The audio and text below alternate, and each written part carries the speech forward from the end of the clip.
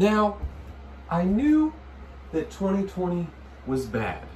I knew that there would be gigantic fires in Australia at the beginning of the year, and then gigantic fires in Oregon and California later on in the year. I knew there'd be coronavirus. I knew there would be mass unemployment and economic downturn.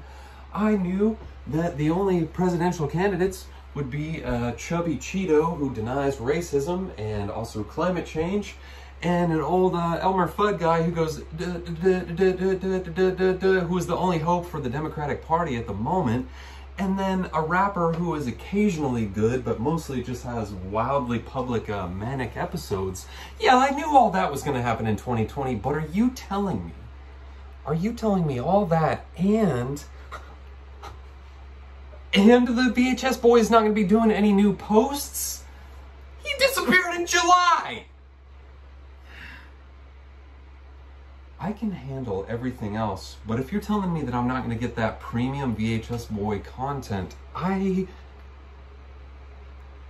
not going to make it through the rest of the year. I was thinking earlier today, can you imagine that Christmas is happening this year? Don't buy from Amazon. Buy local for that. But anyway, the VHS boy is back because, you know, I got your calls. I got your voicemails. I got your emails and your DMs. I got your comments, and as I was moving my family across the country into a land of chaos and riots and fires, I heard, you know, that little spark, and I said, "Oh, I'll be back." You know, and whatever that was that I was saying. And today we're doing Good Morning Vietnam by Barry Levinson. You've heard of him. He directed Rain Man. Okay? Academy Award winner. Not this one. But yeah, Rain Man. You know, 146 toothpicks on the floor or something. And Tom Cruise is like, in that one, which is not the one that we're talking about, he's like, we need to get on the plane, Rain Man. And he does slap his briefcase, so go rewatch it and you'll see that I'm actually super correct about that.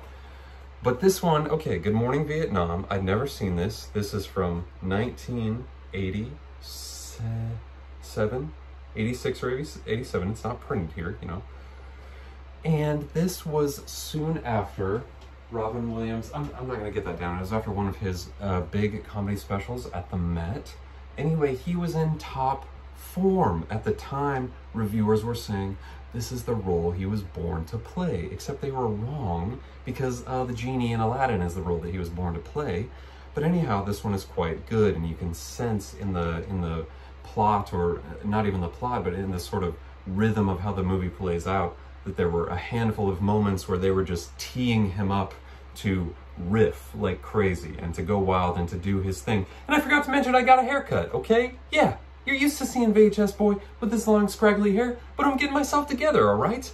So, you know, stop all the, get off my case with that. Get out of my hair, huh? You know? So, and I don't know if you guys knew that VHS could kind of come out of the box, but they're sort of telling you to recommend this one to your family and friends, which was a marketing gimmick at the time, for when you would rent motion picture films from Blockbuster, that you would, I don't know, that was like the original sharing on social media or something. Anyway, what else happens in this? Okay, Forrest Whitaker is in it. Pretty good. Pretty dang good, actually. Forrest Whitaker, he's one of those guys who seems to never age. He has to be in his early 20s in this, and he looks basically the same today. He's an incredible man. He's a great actor. And it's funny because he plays like a, sort of like a, oh shucks, okay, well, you know, and maybe calm down because you're bumping the floor and making the thing go down. But anyway, Forrest Whitaker, he plays like a gee whiz, aw shucks, like kind of a rookie private, I believe it is, in military terms. And he is sort of the right-hand man to our boy Robin in this one. But it's a great role. It's very sincere. You believe Forrest Whitaker in the picture. And he's a towering giant of a man. He's got to be 6'11", 11, 612, 613 easy, I would say. You know, probably 614. And probably maybe 615 if you're gonna, you know, if we're gonna be realistic about this. And let's see what happens. Okay, kind of a strong anti-war picture. Now, I wasn't sure what to expect with this one. Movies from this era can sometimes play it extremely safe, especially when it comes to comedies, but this one, I would say, was, to a degree for the time, somewhat controversial, somewhat countercultural, in that it has some pretty strong anti-war, anti-Vietnam messages told through the character of oh, what is his name in this? Adrian Cronauer, who is a guy who does broadcast media just within the military for the troops out in Vietnam. And he gets these little print-ups of news every day that he's supposed to read, and some fucking suit takes a black marker and, you know, scratches out what he's not supposed to say, that they don't want all the troops to know the truth about the bloodshed and the bombings and how many deaths and how much sort of crooked stuff is going on behind the scenes, because they don't want chaos. They don't want the men to know what is actually happening, and that is no good. You know, it's very manipulative. It's very calculated, and they're not being truthful with the minds of these young men. And Robin, Robin Williams, what do you think he is? You think he's going along with these cronies? You think he's going along with the system, with Nixon? No! Nixon wasn't president during this, but you know what I mean. It's a legacy of lies and corruption, and Robin's going, ooh, you know, ooh. And that's all I can really only do, sort of like one syllable of Robin Williams. Ooh, you know, ooh. And you know, very few people can do Robin Williams impressions. So anyway, that, you know, kind of like a gold medal for me for even getting one syllable. Robin Williams not gonna put up with it. He's not having 1 second little sentence millimeter of that. And they make him read it. The big higher ups, you know, chief, whatever I think chief is the top thing in the military. They're going, read the copy, or you're out, Cronauer. Your ass is out, you know? You think that, hey, you see these stars or badges on my, you know, you see this lapel? That means, chief, okay? So right here, we're gonna do what I say, okay? And eventually Robin gets fed up with it. He starts reading the real news out to the fellas in the field. And to the man, he says, "Pa-pow," you know? Take that. So, otherwise, there's this little subplot, which maybe doesn't translate to today in the best of ways, which is that he meets this, this Vietnamese woman, this young woman, who was probably in her early 20s, and in the context of the film, he seems to basically pick her out at random on the street, because they're commenting on the pretty girls going by as they're riding in this car. There's another one, hey, you know, it's like, oh boy, you know, okay.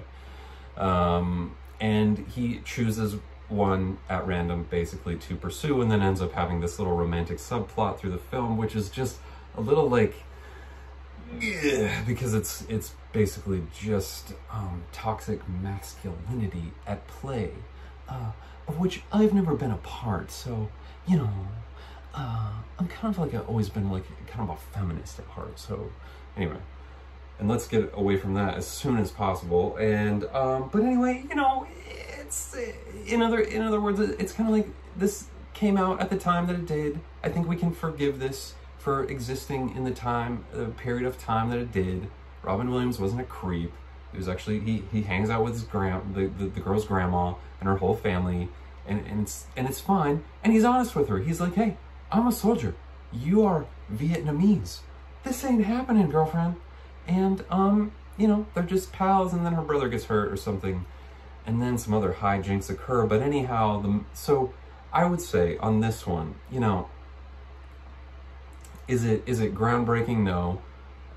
The plot is pretty standard fare, relatively. Just, you know, the writing, the sort of conventional pieces of the film that were pre-written, fairly just normal, you know, whatever, it's fine. It's probably like a 6 out of 10.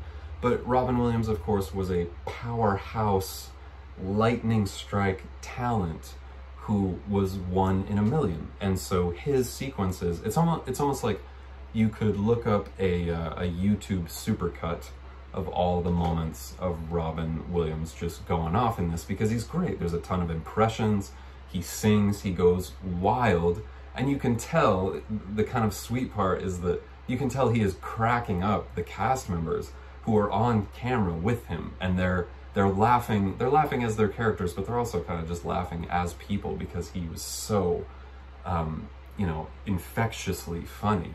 And so for that reason, it is worth a watch. And the political side got me in a good way, in that I was like, hell yeah, yeah.